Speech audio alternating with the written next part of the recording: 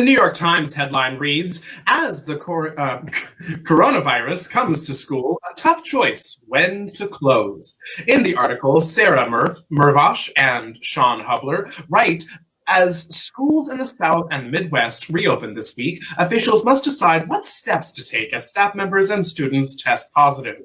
More than 200 employees have been barred from work in Georgia's largest school district. A high school in Indiana had to shift to online learning after just 2 days, and students in Mississippi were forced to quarantine after classmates tested positive for the coronavirus during the first week of classes. The new year is off to a chaotic start as schools open in some parts of the country while infections continue to rage. With the first schools open barely a week, one question is quickly arising: how many positive cases should it take to close down again? This is from the New York Times, of course. What did you think about this one, Dave? Okay. I think a lot of things. Most specifically, I think schools should be closed. And I recognize that that's a very easy thing for me to say. I am not a parent. I am not a parent who needs to be at work to afford rent or the internet my child would need to attend school remotely. So I recognize that my viewpoint in this is, I don't have that perspective. But people will die. So I don't think schools should be open. And furthermore, I don't think that this should be a piecemeal decision district by district, because that is exactly what is going to cause people to die. I feel like this needs to be dictated, not like, but it needs to be guided. There needs to be a national response and national preparation, and it is not happening.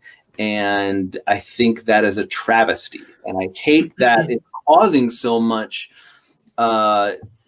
anger and headbutting at the school level, because the decision is so beyond what any one school or district is capable of doing.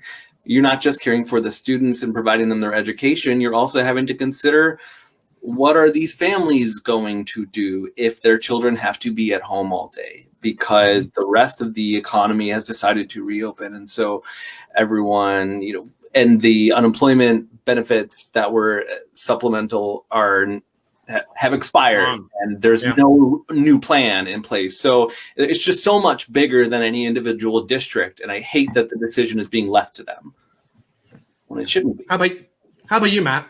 Well, I mean, there's no leadership, nationally, but specifically in this school district, the superintendent wanted to provide context for the famous photograph.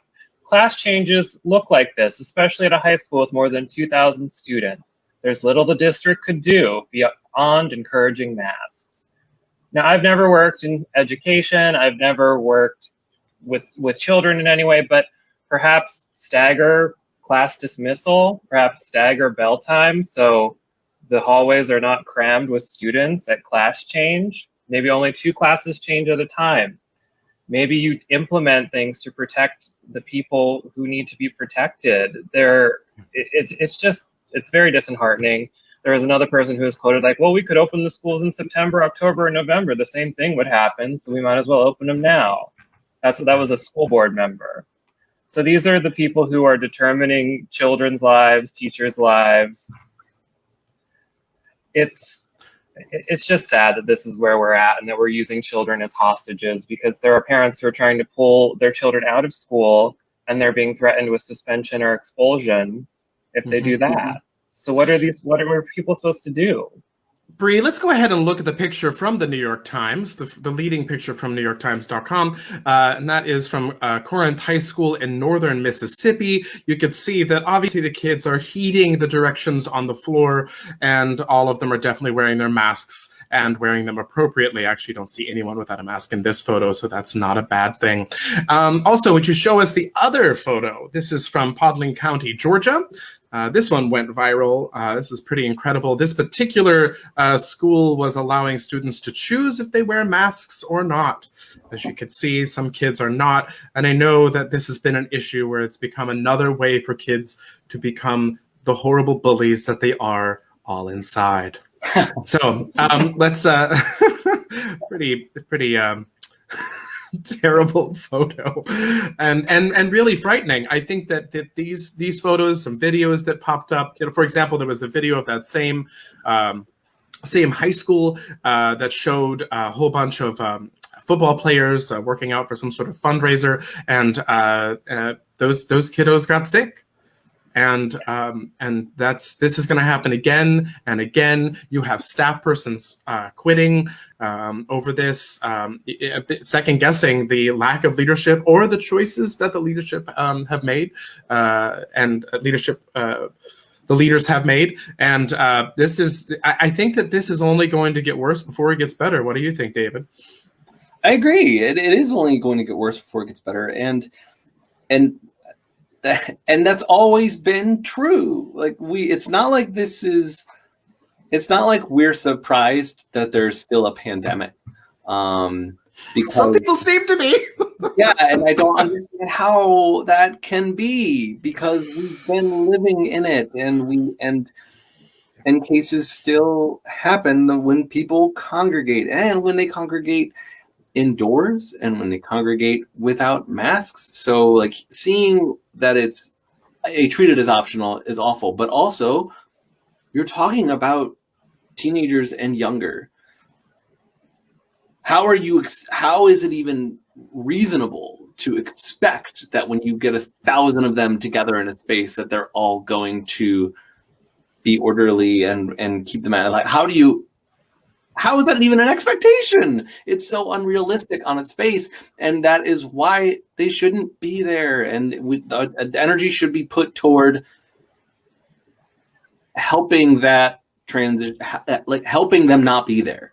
That's where everyone's energy should be, and instead it seems to be placed. And obviously, this is just my opinion, and it's not like I'm not an authority on anything, so I know that there are factors that I'm not even considering, but it just like I'm very close to educators in my life, and it hurts me to see this not be made clear and not see safe decisions being made. Yeah. I mean, this is week 1 of the school year.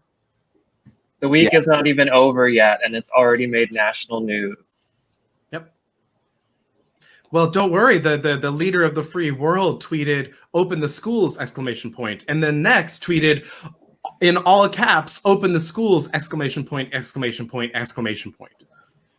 Well, because he and Betsy want schools to fail. They want schools to fail, and they want to privatize schools and further disadvantage people who cannot afford to go to whatever school may be within their reach. So this is all part of this. They want this to happen. They do. Dolores Umbridge definitely wants this to work out and not to work out. They want these systems to fail. It really is like Dolores Umbridge or Miss Trunchbull is running the show here, and it's frightening. And the future, the lives of our future generation and the lives of our wonderful education force are at stake, and I don't think that they should be playing around with it.